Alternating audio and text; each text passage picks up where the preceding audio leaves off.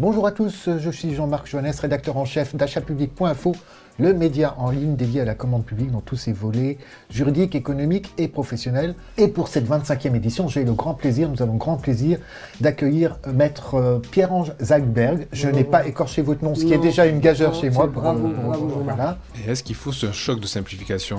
Alors, est-ce que selon vous, il faut vraiment simplifier la réglementation de la commande publique ou pas ? Ou est-ce que peut-être il faut revoir des pratiques achats ? Alors, il y a à considérer ce que pourrait être la simplification, à la définition qui peut être l'acception qu'on lui donne, qui peut être différente évidemment selon que l'on se place du côté de l'entreprise, selon que l'on se place du côté de l'acheteur public.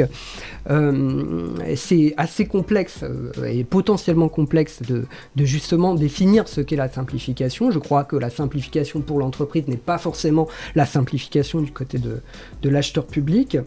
Dans l'esprit de beaucoup, la simplification, c'est la dispense de publicité de mise en concurrence. C'est d'une certaine manière l'idée d'une dérégulation et beaucoup saluent par exemple les rehaussements de seuil qu'il y a pu avoir. Rehausser un seuil, c'est simplifié selon vous ? Alors c'est utile, nécessaire sans doute sur certains secteurs, n'est pas à négliger, mais c'est probablement un biais de considérer que la simplification ce n'est que la possibilité de déréguler, donc de dispenser de publicité, de mise en concurrence. Il y a eu des mesures tout à fait intéressantes. Quel est votre regard justement, pour continuer sur vos propos, sur les 3 devis ? Je suis partagé, mon regard d'avocat, mon regard du point de vue juridique, j'ai peine à admettre la possibilité d'une 3e voie, une consultation entre finalement le marché sans publicité ni mise en concurrence posé par l'article R 2122-8 du Code de la commande publique, qui existe pour ça, en dessous de 40 000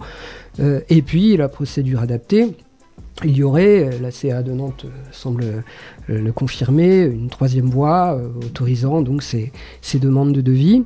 Je crois qu'il y a aussi une confusion qui découle de cette possibilité en lien avec le sourcing, consultation préalable du marché. Souvent on fait des demandes de devis, je trouve que c'est potentiellement, d'un point de vue juridique, moyen de détournement ce qu'est le sourcing, parce qu'en fait on demande des devis, puis ensuite on va contractualiser directement avec. Et puis il faut aussi rappeler qu'il y a une interdiction du critère unique de prix, qui est posée par le Code de la commande publique pour les marchés de travaux, pour les marchés de services, et hors fourniture standard. Et donc, par rapport à cette interdiction, la simple demande de devis qui conduit donc à choisir le moins cher, interroge. Interroge certainement.